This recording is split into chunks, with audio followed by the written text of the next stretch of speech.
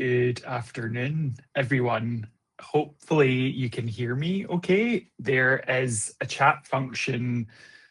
It should be down the bottom. If there's any problems, Abby from Startle is with us, so she can answer any questions. But we have about 30 minutes or so. So I'm just going to dive right in. Firstly, welcome everyone. I know it's incredibly hot outside, and my palms and everything is sweating, and we have iced water, so try to keep cool. But welcome and thank you for joining us for Songs That Sell. And this is the impact of music in charity and retail stores. My name is James Picken. I'm creative director here at Startle, and I've spent over a decade working with brands on how music shapes the experience they create for customers. This particular research is very close to my heart. It was part of my master's in music psychology. It took about 6 months altogether from its conception to the write-up. And it was something I was genuinely living and breathing, and still to this day are very much involved in. So as I mentioned, we'll be running for about 30 minutes, which includes time for questions at the end. Please drop anything you're wondering about into the chat, and Abby will be able to help out with that. So hopefully my slides are clear. I can see the next one, but do shout if there's any issues.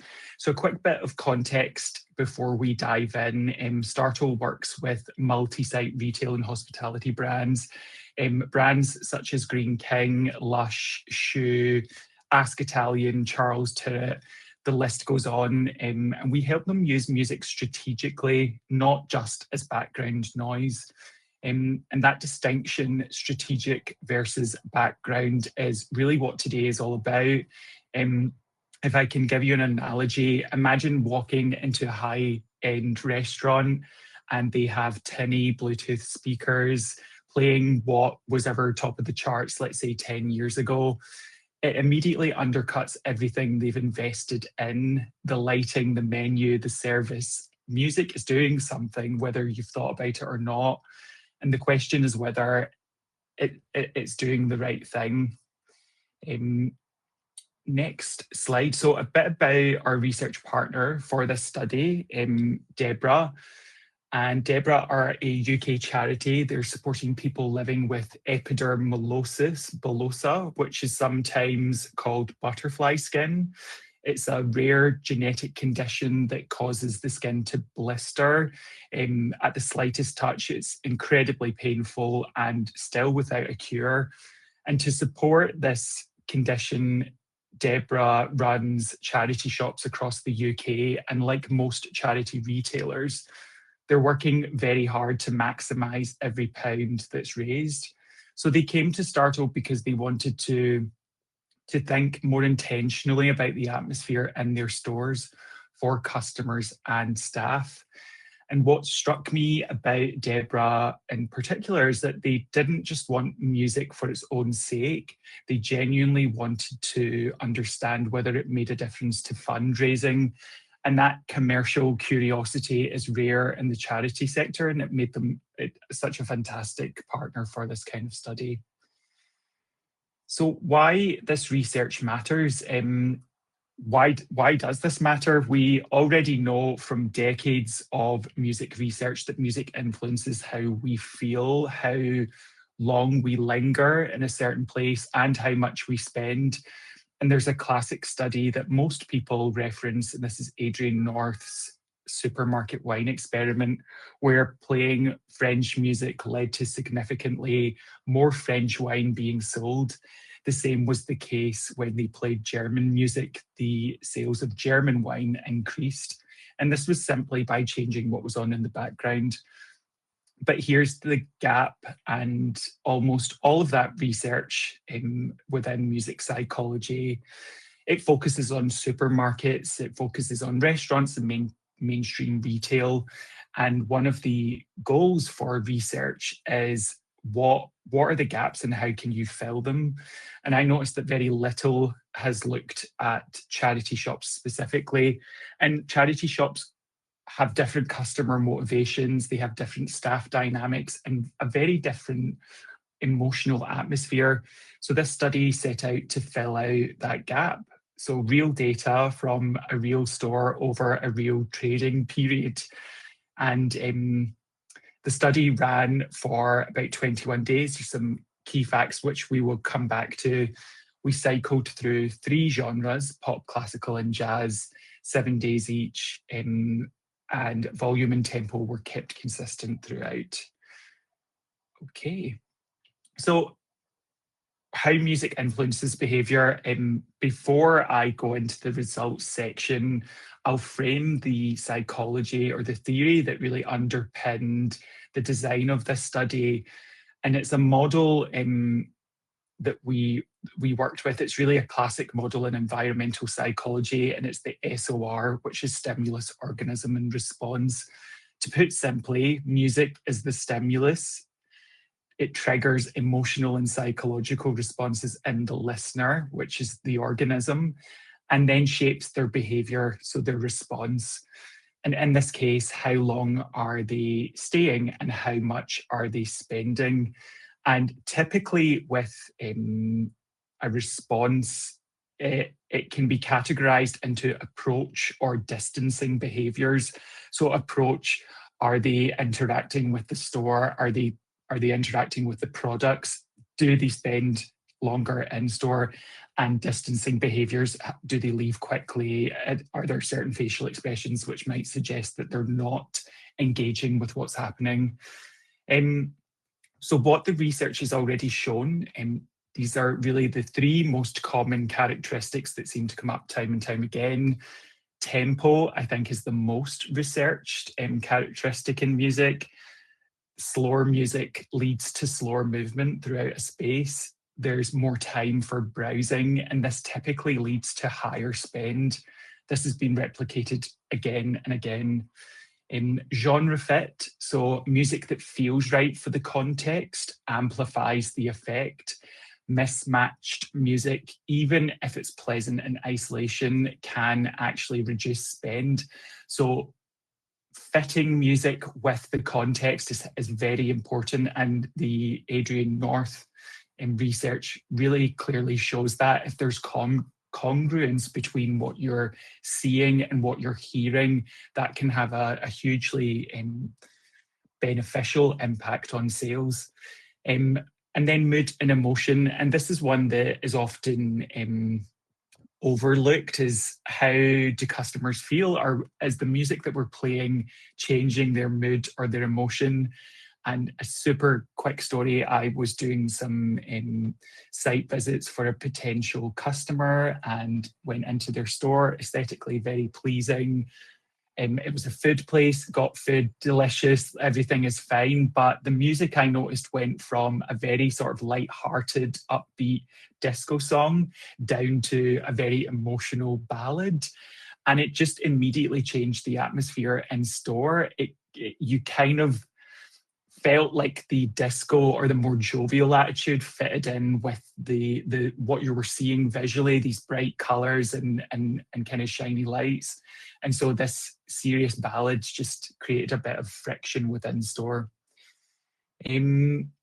Okay, let me move to the next slide. So how did we design this study? We looked at various locations. We worked with DEBRA to figure out what was going to be the best fit and who could actually accommodate 21 days of analysis, so to speak.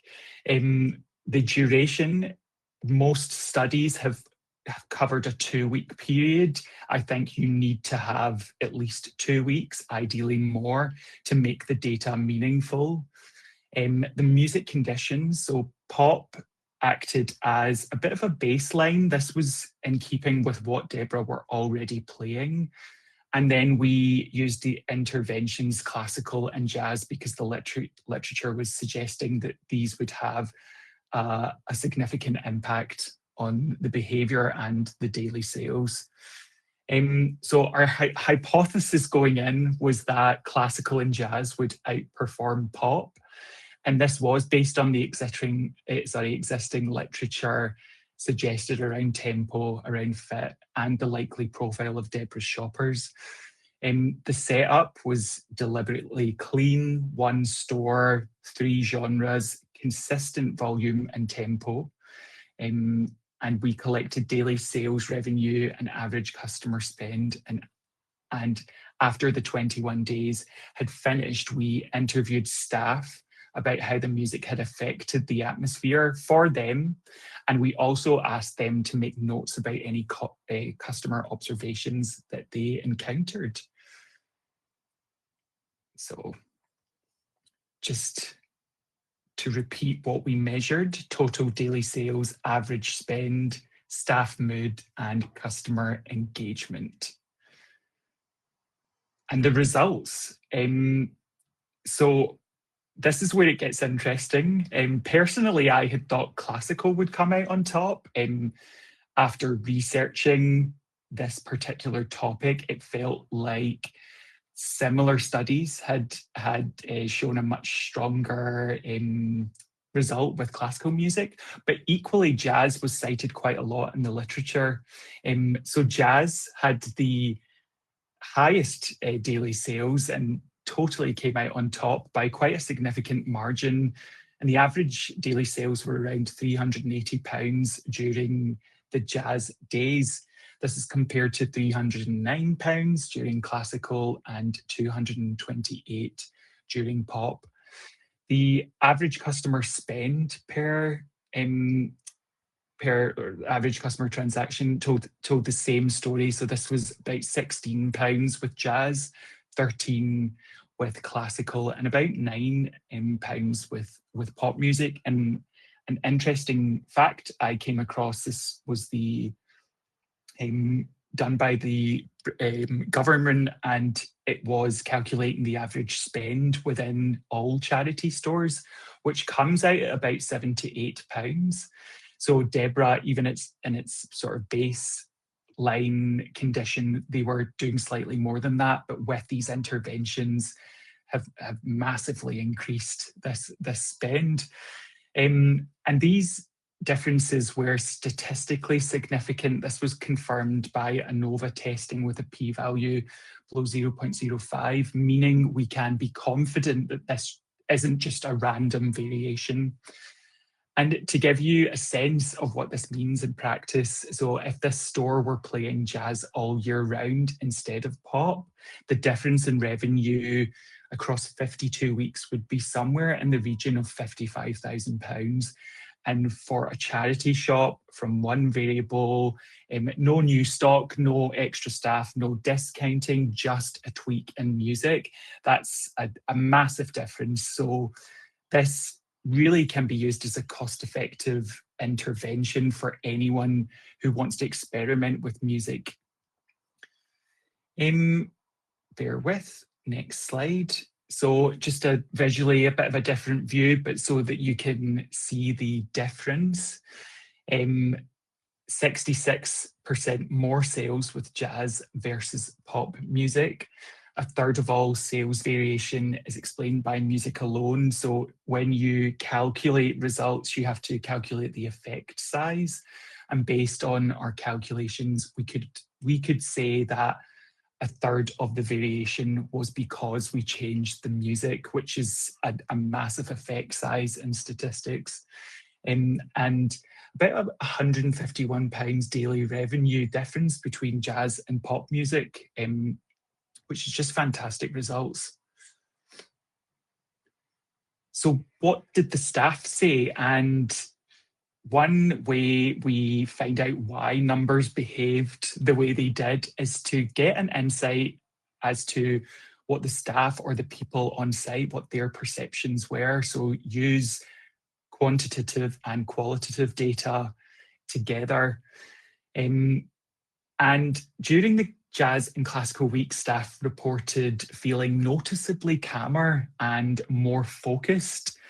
Customers lingered longer, they browsed more carefully, and crucially, they talked about the music, they interacted with staff about the music. And majority of the time, this was very positive and it was unprompted as well. One staff member said that the Jazz Week felt like the store had, the Jazz Days felt like the store had a completely different energy, that it was calming, that it had a nice background, and it wasn't off-putting in any way. Another described customers specifically commenting that classical and jazz felt peaceful. One customer said it reminded them of what they listen to when they're cooking at home, and that all that was missing was a glass of wine, which is a lovely image and possibly the best review of a charity that a charity shop has ever received, that they feel at home and like they're relaxing and cooking something. And staff also noticed that the customer and staff interactions increased as well. There was more conversations, there was more warmth in the space. Okay. So a quick reiteration about the numbers that matter. So 66% higher daily sales with jazz versus pop.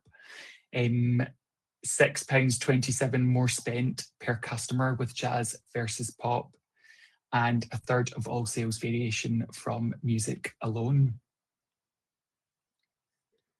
So why it works? Why did jazz and classical music perform so well in this context? Three things came together simultaneously. So the mood and energy, both genres were lower in tempo, as was the pop.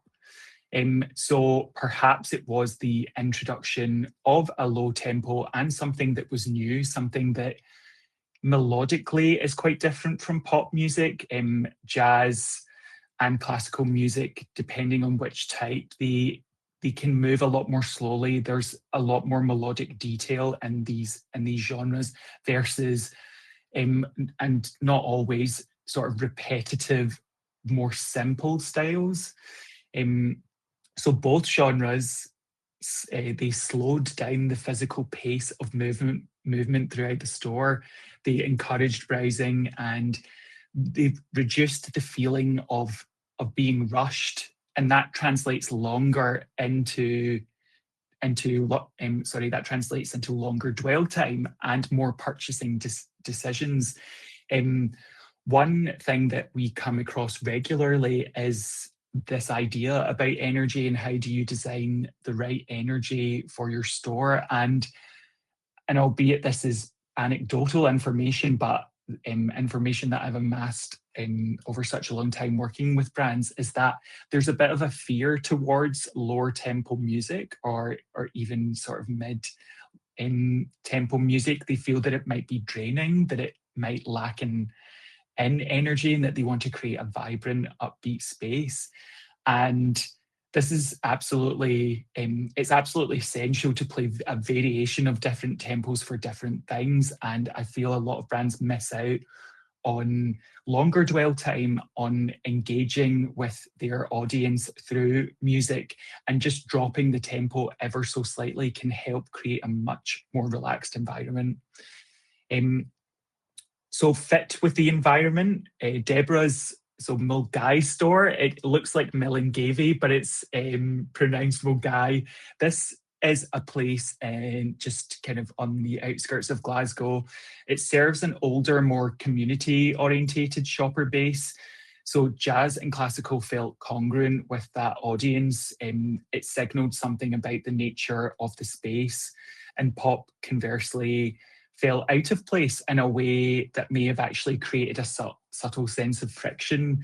One interesting thing about the environment and the people within it is Mulgai is typically has a population who have a high socioeconomic status, so they have a lot more money to spend. And some of the staff questioned whether this intervention would work in different locations. So would it have the same impact in a place that has a lower socioeconomic status?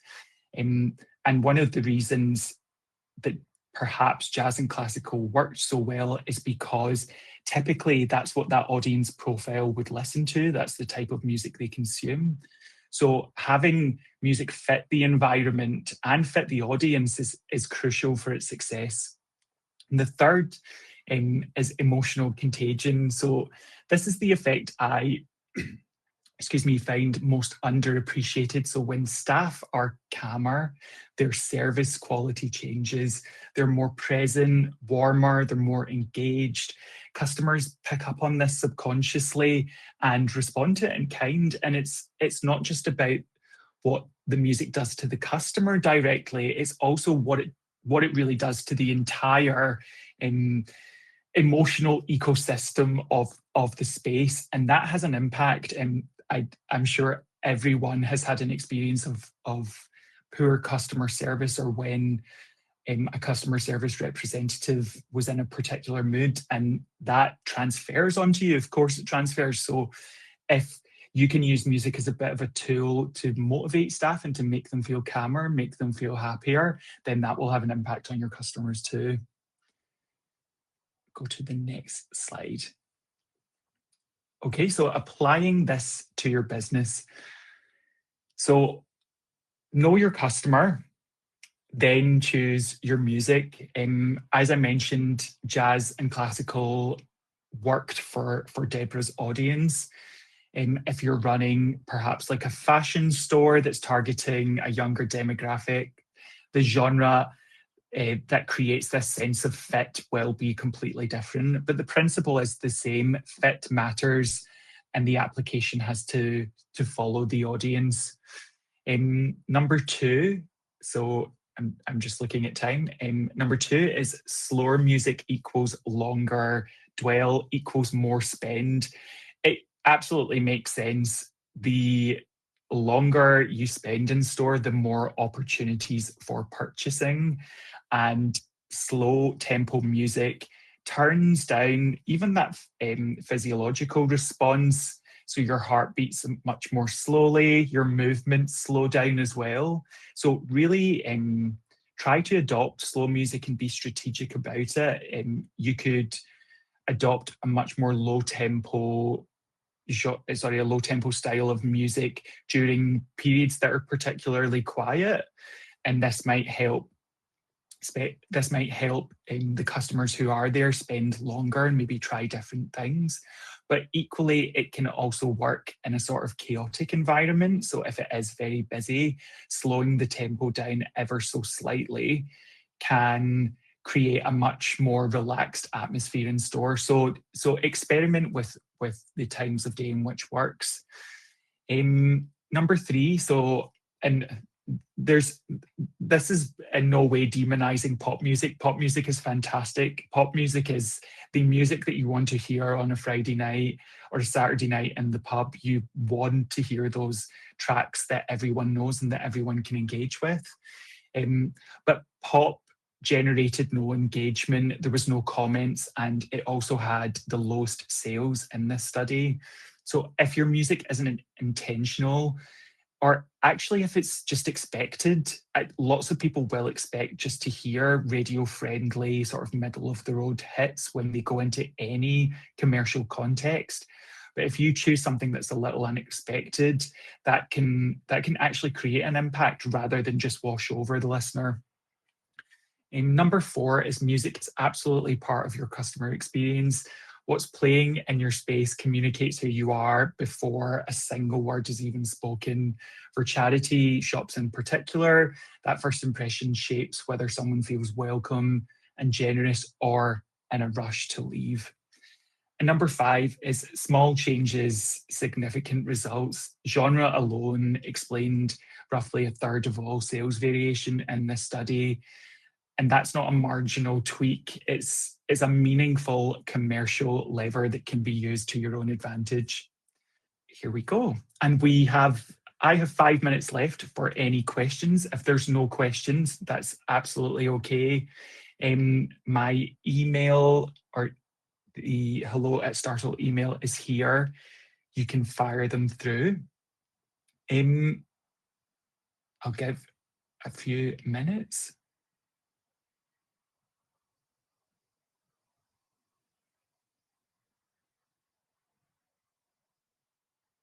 Okay, I think we're safe.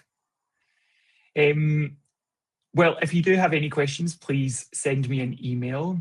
The discovery call is there. Thank you to everyone who has listened.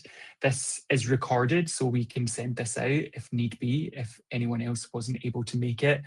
And enjoy the rest of your day. It's been a pleasure. Thank you.